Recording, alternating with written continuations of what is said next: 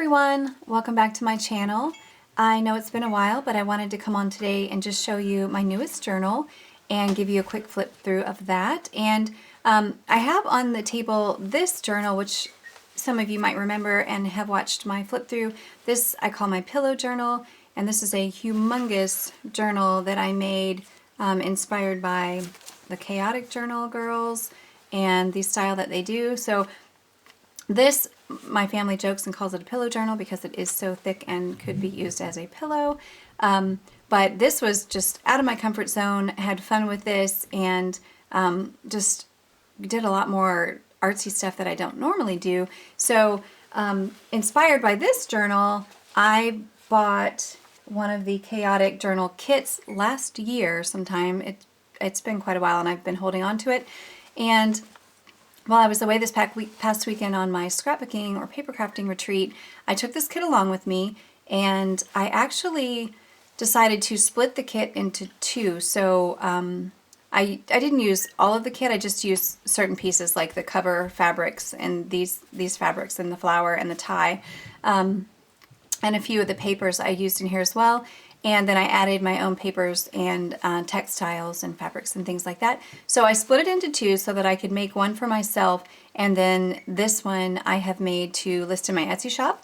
And it is still nice and slightly thick, but it's not nearly as pillowy as my pillow journal. So it's made out of this white fabric, which I have inked up and stained a little bit to grunge it up a bit.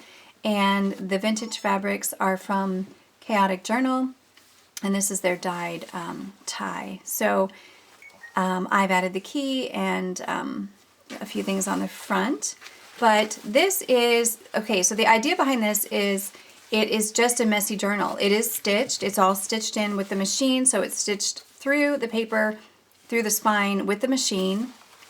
This is not a perfect journal. It's intentionally imperfect, and it's artsy and it's fun and it's free, very freeing to make one of these. So I had a great time at the retreat, and then I finished it here at home, and so I just want to show it to you. So having said that, it's not meant to be perfectly, it's a little cattywampus, I guess, or a little wonky, to use some words. So inside you've got, it's very soft and cushiony, and then the vintage fabrics are lining the inside of the fabric, and there's a zigzag stitch all the way around. And I've added some this is a sheer fabric, and this is some turquoise, or I guess it's kind of teal lace, just to pop with these colors. And so these are their coffee dyed papers, and on the back of that I have added some of my fabrics and trim. This is an envelope that flips out. And there's some more fabrics here, and some, well, this is a fabric, this is their paper, coffee dyed paper. And over here we have tea stain papers, and I've made this into a pocket, or like a sleeve, I guess it would be. It opens at the top, and then down here it opens, and I've stuck a tea stain doily in there. And on this side I've attached a vintage, beautiful, aged looking handkerchief piece, and some more papers, and this beautiful textile on the edge of that. So the papers are crinkly. This is great for collaging in, for, you can put photos in here, you could paint in here, you could do whatever you like in here, you could journal. There's some lace here, and I've painted on the paper. And then I have, I've added in this dark, moody kind of botanical, and on the back stitched it to the kindergarten book page. And then I've added in some Sears catalog, and here I've just taped on a little piece of lace with some masking tape, and another book page.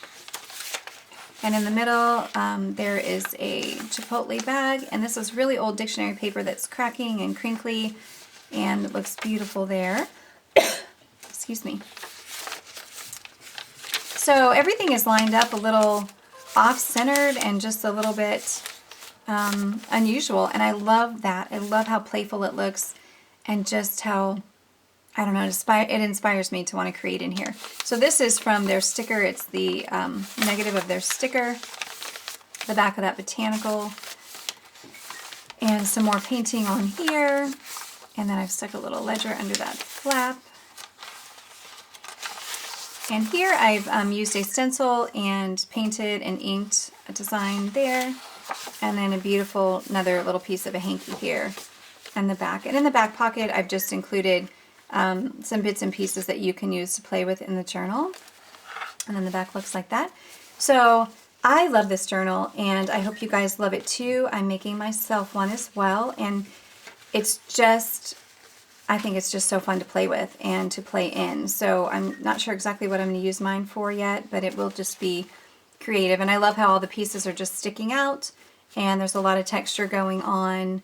And anyway, this will be listed in my Etsy shop a little later today after this video is up. So I hope you guys enjoyed it, and I wish you a happy day, and I'll see you next time. Bye.